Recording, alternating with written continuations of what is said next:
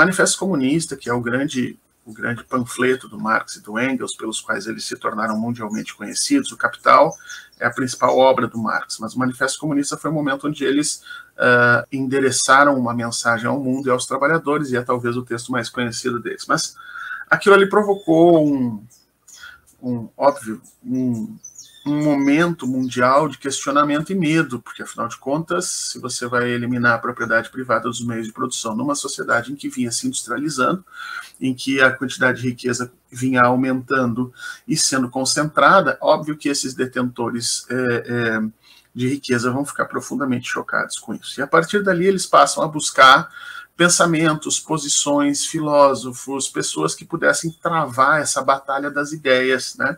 Porque a batalha, as disputas sociais se dão no campo político, no campo social, no campo econômico, mas também no campo das ideias, essencialmente. Então, você precisava necessariamente construir pensamentos que pudessem rivalizar com os pensamentos dessa nova tradição marxista que vinha surgindo, né? A tal ponto de que determinados conceitos pudessem ser questionados e pudessem ser motivos de briga. Bom, um dos primeiros grupos de pessoas, né, ou filósofos ou pensadores que se propuseram a atacar essa questão do marxismo foi o positivismo do Comte, né, na França. E na Alemanha, especificamente na Áustria, não foi na Alemanha, vai surgir uma chamada escola austríaca de pensamento que vai também atacar essa relação do marxismo, né? E onde é que eles atacam isso? Eles estabelecem um conceito que é muito frágil, chamado de coletivismo. Então eles vão dizer o seguinte, olha, o capitalismo é individualista. Então, no capitalismo, nós criamos um sistema onde nós beneficiamos o indivíduo que opera fora da normalidade, gerando riqueza. Então, o grande industrial, ele seria rico, não porque ele detém meios de produção ou porque ele herdou herança, não, porque ele é capaz, porque ele empreende, porque ele é corajoso, E aí você cria todo um discurso romântico em cima da riqueza para justificar a riqueza e explicar para aquela população mais pobre por que ela é pobre, né? E esse discurso se estabelecia exatamente nessa questão, Gabriela. Dizia o seguinte, que sociedades em que você preza, em que você favorece, em que você fortalece os sentidos, os direitos, as premissas do indivíduo, são, portanto, sociedades sadias, sociedades capitalistas. Todo tipo de pensamento, e assim o Mises vai defender, e depois o próprio Hayek vai defender isso, num livro super conhecido como O Caminho para a Servidão, né? Eles vão dizer o seguinte, todo outro sentido de pensamento, todas as ideias que defendem a coletividade por sobre os interesses individuais, eles chamaram isso de coletivismo.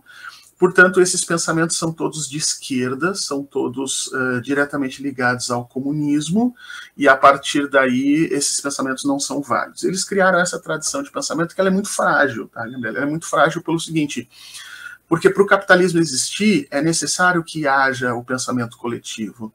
Não existe capitalismo sem Estado, e não existe Estado sem um processo de crença, de fé, de submissão de uma enorme coletividade a determinadas regras, determinadas instituições. Então, o capitalismo ele não vive no mundo das ideias ou no mundo dissociado das realidades. E a realidade é que ele depende do Estado. Então, essa forma de separação ela é muito frágil do ponto de vista científico. Ela não efetivamente consegue separar os sistemas. Porque o ponto que ela diz de separação não é. O capitalismo também depende das coletividades, depende do Estado, depende do exército, depende da diplomacia, depende do controle dos meios financeiros. Então, e tudo isso só se consegue fazer com coletividade.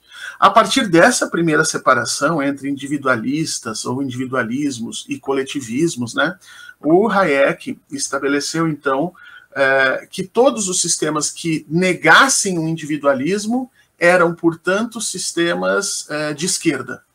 E isso é uma percepção completamente equivocada da diferenciação que nós fazíamos naquele momento e que fazemos ainda hoje sobre esquerda e direita. E por conta dessa percepção, quando surge o nazismo e o fascismo, um outro grande erro de interpretação surge para interpretar o fascismo e o nazismo, dizendo que o fascismo e o nazismo estabeleciam a supremacia do Estado frente ao indivíduo em todas as questões da sociedade. E aí a interpretação foi assim: se o Estado está à frente do indivíduo, então essa não é uma filosofia individualista. Se ela não é individualista, então ela é coletivista. E se ela é coletivista, então ela é de esquerda. E aí o Hayek, o Mises e um monte de gente que cometeram esses dois erros de interpretação acabaram aproximando nazismo e comunismo como se essas coisas fossem semelhantes. E pasmem, esse foi um discurso que foi muito importante para os Estados Unidos durante a Guerra Fria. Esse era um discurso que seria enterrado ideologicamente e academicamente no século XIX, tanto que o Hayek, quando ele recebe o prêmio Nobel dele, ele era um economista completamente esquecido. Ele só recebe o prêmio Nobel porque os norte-americanos não aceitaram a decisão do comitê do prêmio Nobel, que na época dava para um economista que estudava exatamente a pobreza e o crescimento ou não de países dentro do sistema capitalista. Os americanos acharam aquilo profundamente indignado e tentaram achar alguém que pudesse receber um prêmio conjunto. E aí o Hayek recebe o prêmio Nobel dividindo com outro indivíduo, só que o Hayek já era um economista completamente fora da academia, esquecido, porque os seus conceitos não eram suficientemente sólidos. Portanto, os Estados Unidos resgatam essa ideia para lutar na Guerra Fria, para criar esse antagonismo entre capitalismo e socialismo, e para criar esse antagonismo, eles penduram o nazismo, né, dentro do comunismo, como se fosse, olha, aquilo lá faz parte do sistema de vocês, as pessoas que não conhecem, não entendem isso, acabaram caindo nessa enorme brincadeira. Agora,